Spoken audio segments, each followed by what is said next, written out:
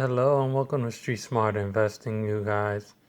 I'm your host Albert, and this is the last video number 3 of the auto and truck manufacturers.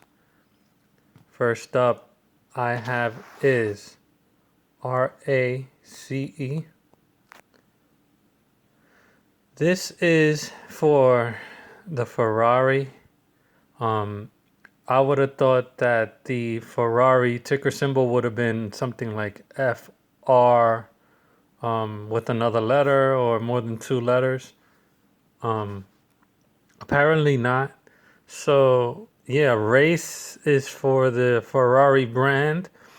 These cars are just very expensive.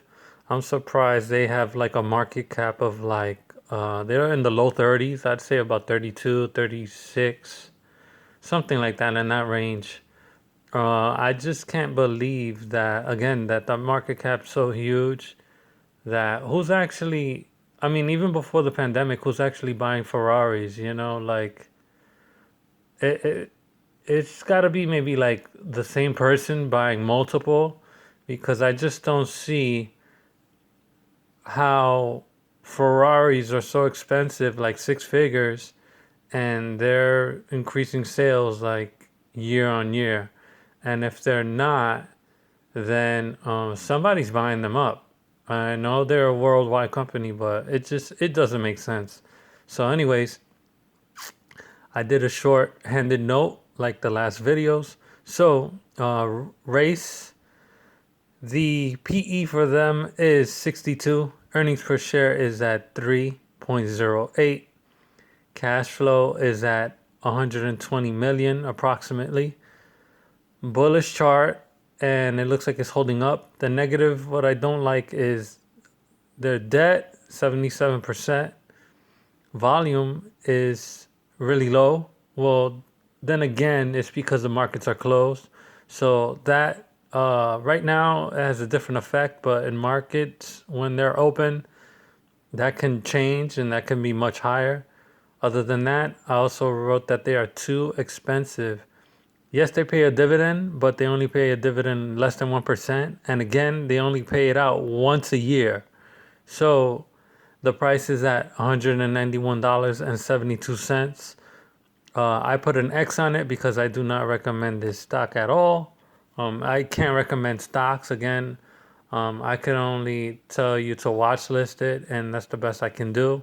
Again, if you're going to invest in the stock market, seek a licensed professional, because everybody out there seems to claim that they're a financial expert, which can totally be possible. But again, if you're going to offer advice and information, do it accurately, be honest, and try to help those and seek uh, financial advice to the best interest of others, and again, the most accurate.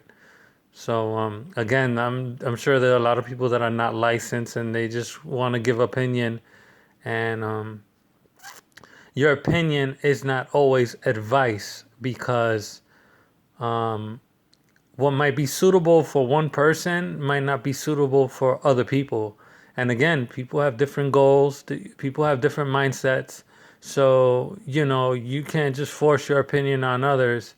And I know people want to have a huge following, but again, you have to explain different perspectives and be reasonable and respectful of others' opinions as well.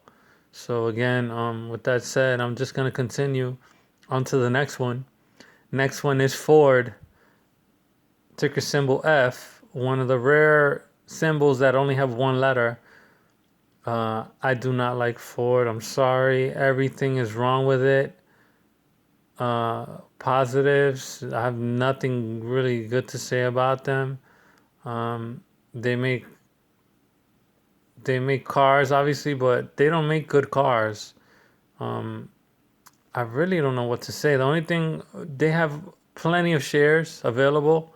They have like over 50 million shares for the company, because obviously, accumulation over time and years and years and years, they, after earnings, they keep adding shares, adding shares, adding shares. And so the stock is just very volatile, up and down, up and down, up and down. And it's just not my kind of stock. And again, overall, for the long term, they just don't have any good cars, and I just don't like them, to be honest, overall. So they are at $7 even, and I put an X on it. Next up is Ayro. They are an electric vehicle manufacturer. They're just breaking into that ice, just like a few others. Their earnings per share is at 1.83. PE ratio is at 1.59. Cash flow is at 500K, 500,000 approximately. What I do, another positive note, is their volume, close to 1 million. Their book value is 0.51, so that definitely shows that they are very undervalued. Along with the PE, again, it's under 15, so they're very, very undervalued. The debt is at 26%. What I don't like about it, negative aspects are volatile chart and the risk of being delisted. So I know they're very cheap, 2.66. But I watch listed them just because they have good numbers, even though they're very cheap. Um, I favor fundamentals over technicals, so I'll give it another year. And within that year, I'm pretty sure that they'll gain momentum. And this year has been horrible anyway, so I'm gonna give them a chance and say watch listed, and hopefully they do better in the end of the year and hopefully next year as well. So I hope they keep their numbers stable, and we'll see. Next up is Hog. These guys are the Harley Davidson motorcycles and manufacturer. Their PE is at 58. Earnings per share is at 0.49. They have a very bullish chart coming up from the March lows. Another positive aspect is 2.56 million shares, and they have a decent price. So I added that for the watch list. I mean, I didn't add it, but I'm just, putting it here as a note that they are to be watch listed. Cash flow is negative at negative 250 mil, and they have 88% debt. Again, these are from last year, so this year may be different. So I'm pretty sure a lot of people have bought cars or vehicles just because the interest rates going down and what's been happening in the economy. So I'm pretty sure auto sales are up for this sector. This is why I'm mentioning them. And they are at $27.76 a share. Next up is GP. I forgot what they stand for, but they are a very bullish chart that I saw. Great technicals. They have good short-term gains to be in and out for a few months, maybe 3 to 6 months. I'd definitely keep my eye out for this one. They are another electric vehicle contender. What I don't like about them is that they have awful fundamentals, and they need a 1 year evaluation for the results they can put up for the end of the year. So I mean of this year, I mean till this day, exactly September of next year. So I'm giving it a year from this month. So September 2021, we'll see what those results are. They are at $15.83, and they are good for a watch list. Pretty cheap, so keep your eyes out for them as well. Um, Next, and this is the last one. Oh, I did make a mistake. I wrote 1, 2, 3, 4, 5, 6, but actually, I believe, let me see, I did 10, 15.